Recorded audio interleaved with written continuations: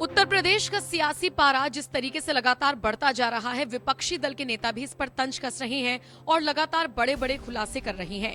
हाल ही में समाजवादी पार्टी के अध्यक्ष अखिलेश यादव ने राज्यसभा सांसद और सीनियर एडवोकेट कपिल सिब्बल को एक इंटरव्यू दिया और इस इंटरव्यू में अखिलेश यादव ने यूपी की सियासत को लेकर तमाम तरह के दावे कर डाले और इसी के साथ उन्होंने ये भी कह दिया कि आजकल योगी आदित्यनाथ काफी ज्यादा दुविधा में हैं।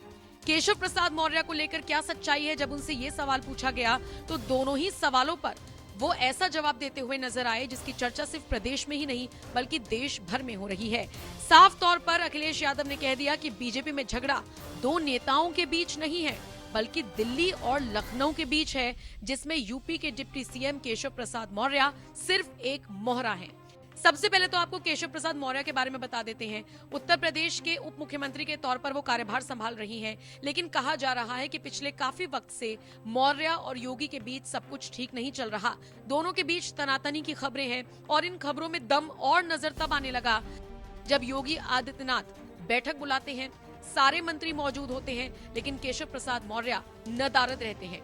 और वो भी कब? जब वो योगी के आवास के बिल्कुल बगल में ही मौजूद थे। सवाल उठता है कि केशव प्रसाद मौर्य बैठक से दूरी क्यों बना रहे हैं।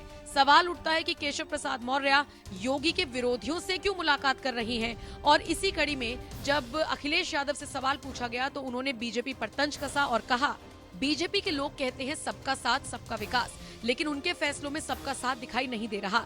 दरअसल ये लड़ाई दिल्ली और लखनऊ की है, इसमें केशव प्रसाद मौर्य सिर्फ मोहरा हैं। बाजार में समय समय पर ऑफर आता है तो मैंने कहा पॉलिटिकल ऑफर भी दिया जाए, इसलिए केशव प्रसाद मौर्य को कहा कि हमारे पास तो संख्या है, अगर वो 100 ले आए तो मुख्यमंत्री बन सकते हैं, बहुमत के पास पहुंच सकते हैं। इसके अलावा जो कांवड़ियों को लेकर सरकार का आदेश आया उसको लेकर अखिलेश यादव ने कहा, सरकार ने कहा कि जो मुस्लिम लोग हैं वो अपनी तख्ती लगा लें, वो इसलिए लगाएं क्योंकि बीजेपी को कुर्सी बचानी है। ये जो कांवड़ियों के रास्ते जाने वाले रास्ते पर खासकर उनकी नजर थी कि जो लोग मुस्लिम हैं उनकी तख्ती लग जाए। बीजेपी को ये रास्ता इसलिए अपनाना पड़ा क्योंकि उनके अंदर झगड़ा है, उस झगड़े को छिपाने के लिए ये सब फैसले लिए गए।